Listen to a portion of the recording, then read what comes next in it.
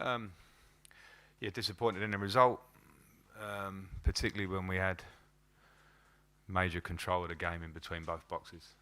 Um, to lose 2-0 is obviously disappointing, but I think we had a lot of possession. The game went a lot of the way we wanted it to go, particularly up to the 20th minute or so. The stadium was quiet. We had the ball, and it came down to probably an issue for us recently of if we're not going to be clinical enough, not dynamic enough, not tough enough in the final third, you always have a possibility, particularly with a good team like West Ham, with good individuals, of conceding, and it changes the feeling of the game. Did you speak to at all? No. Were you aware that it was about to happen again? Yes.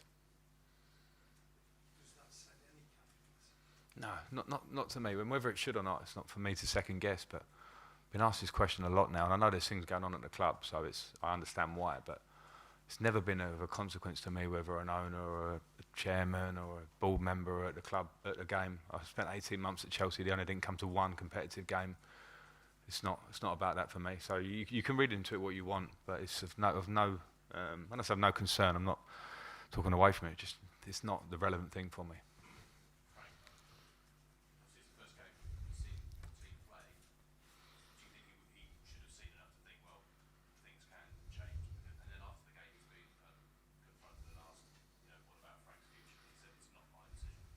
Yeah, I don't know the first part. It's not me to guess what he's thinking about the game, and it's the first I've heard of that quote.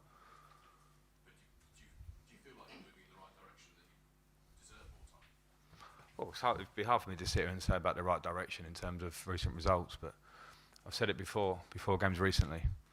We stayed up by the skin of our teeth last year. We were 5 points shy of safety with not many games to go.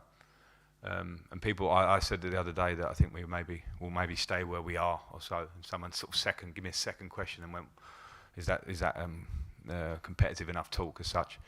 But for me, if you're in a club where over recent years the club's moved downwards with serious investment, the environment now, the conditions now are that we don't have that investment, and we sold our number 9, and we're trying to rebuild. That doesn't mean that straight away you should start climbing the stairs straight away. It means that you're going to have to dig in as a club, and I'm prepared to dig in. So that's it. You've done a lot, seen a lot in this game.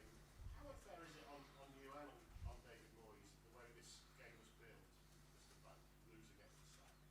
Do you ever get used to something like that? Nah, because it comes with the territory. You know, it's very easy. There's two sides for me. Firstly, I think we're very proud and lucky and to have our jobs. There's a lot of perks to our jobs. There's also a lot of sacrifice. And one of the sacrifices that people that are sort of, hidden behind a phone or any kind of outlet can say stuff because it gives them a good feeling. And people like that attention to it. So the less you can hear of that as a manager, or the less it affects you, the better. Because it means nothing. It means nothing. I'm here to do a job, so I'm fine with that. It's the modern day. Frank, how much impact, or otherwise, maybe none, maybe a lot, but does the so-called civil war between the fans and the board have on you and the players? Well, it's been interesting for me because I think I would hate to sound like I'm sitting here saying that my job is more difficult than anyone else's, because I think you could speak to any manager in the Premier League or the Championship or Div 1 or Div 2, particularly managers in Div 1 or Div 2 that are dealing with a lot of difficulties in their jobs with minimal budgets or whatever, all those things. I'm not going to cry about my job. So it's challenging, yes, because every job is. Do I try and do my best in every aspect? Yes. I don't feel like it distracts me because my job I have to be the first person that can focus on the job. If you're asking me about the players, then that may be a different question, because I played here as a young boy. I played for England in tough times. It's fortunate at Chelsea there weren't so many, but tough times personally, and I understand the difficulties that this game can give you. And people say just have a tough skin, like you should be fine with it, and it doesn't work that simply.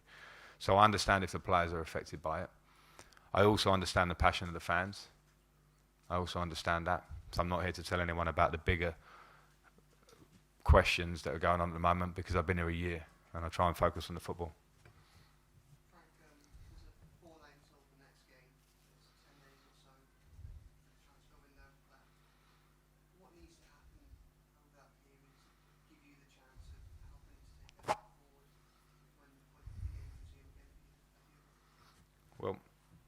think the game was maybe a decent example of it today. Not all games are the same, but we need to try and help the squad and bring in players probably at the top end of the pitch to be competitive and to have an instinct and give us more goals.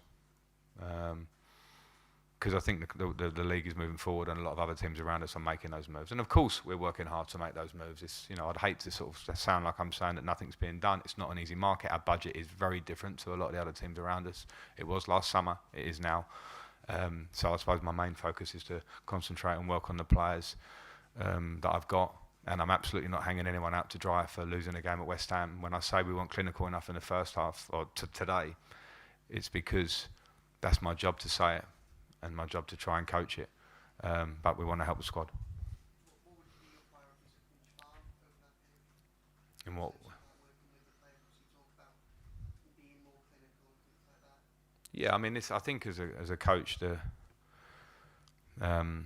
in possession, the idea is to try and get your team up and around the final third as much as you can. Today we were there a lot, in that sort of midfield area where it's okay, can we attack the line? Can we be dynamic? Can we make crosses? Can we get on the end of crosses? Those things you can work off in training, ideas of what you want to do, talk about them a lot. But obviously on pitch they need to happen. In terms of the transfer, how close are you to bring anybody in? I have the same question all the time, and I think that you're only close when it's done. So we're not there on anything. All right, cheers. Frank, David was in this talking a lot about the support he's had behind him from the board. It's been helpful to him, he said, to be able to prepare for games like this, knowing that they're fully behind. Do you feel like you've had the same situation at Everton? I have a lot of conversations with the board and the owners. Of course, it's my job, and I'm a manager that tries to keep those communications. I know how important it is as a manager if you don't keep those. It's not my point to divulge them, and I will certainly not use anything like that as an excuse as to why we don't win games. Okay, folks. Sorry, one last one, Greg. Frank, a little bit of speculation concerning Anthony Gordon and a possible interest in Newcastle again. Obviously didn't come off the bench today. Anything you can shed on that? No. Okay. Thanks. Thank you. Sorry, no.